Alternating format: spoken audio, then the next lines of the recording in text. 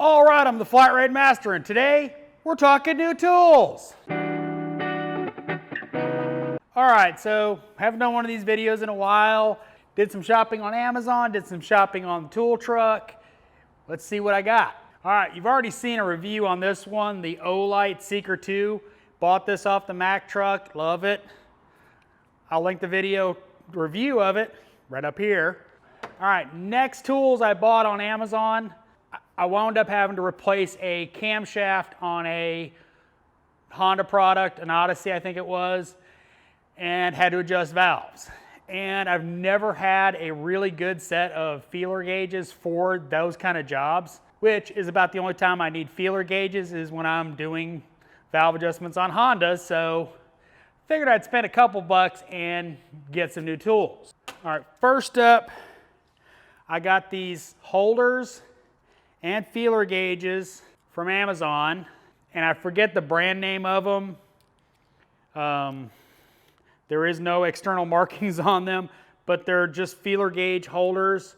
So you can take the individual feeler gauges and put them in there. It came with a set of feeler gauges. I'll probably just put my snap-on ones in there and use the things instead of trying to hold on to a feeler gauge and put it in. I'm gonna have a nice little holder. The thing I bought, after years of watching Eric the car guy do valve adjustments, I bought a set of long feeler gauges.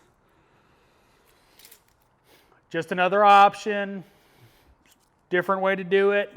These are Proto, and part number on these are #, not hashtag, #00SL.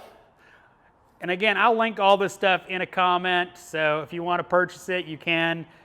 But they're not expensive. I think it was 30 bucks. Figured it was time to do something.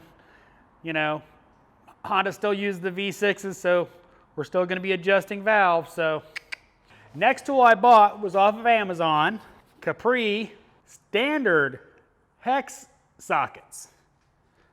I'm sure everybody in the audience is going, SAE, what, why?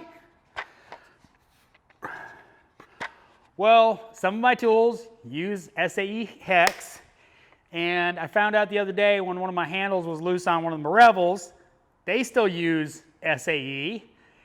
So I figured I would go ahead and get a set of sockets. They weren't expensive. Definitely should be strong enough for the occasional use doing various things. If nothing else, might be able to hammer them into a metric one and get it out. So wasn't expensive. Again, Amazon. All right, next tool was off the Mack truck, and I've been meaning to pick one of these up for a while and always forget it, and that was a quality set of automatic wire strippers. The strippers I've got that are automatic kind of gotten worn, and either they clip the wires or they don't break the insulation, so I figured I would step up and get a new set. I'm sure they're made by Irwin. This is Mack's premium one. It wasn't really expensive, but much more than what these are anyway. And I now have an automatic stripper when I'm doing wiring repairs. All right, last tool I bought is from Matco. Monday of this week, I went to grab my 10mm deep well magnetic socket, and it wasn't there.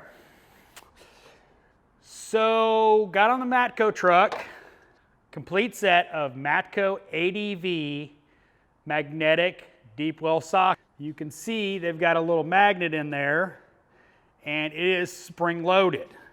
Now, you cannot use these for every application. If there's a long stud, it may not be deep enough, so definitely not something I would recommend as your only set of quarter-inch impacts.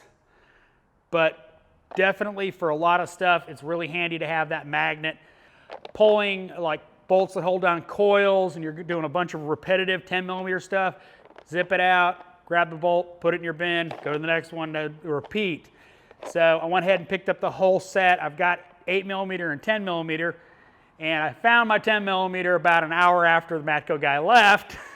So I now have two 10 millimeter impact sockets with magnets. I hope you like my new tools. If you did, give me a thumbs up. If you want to see more videos like it, make sure and hit that subscribe button. Hit the bell notification to get notified when I put out new videos. And as always, thanks for watching. I am the Flat Rate Master.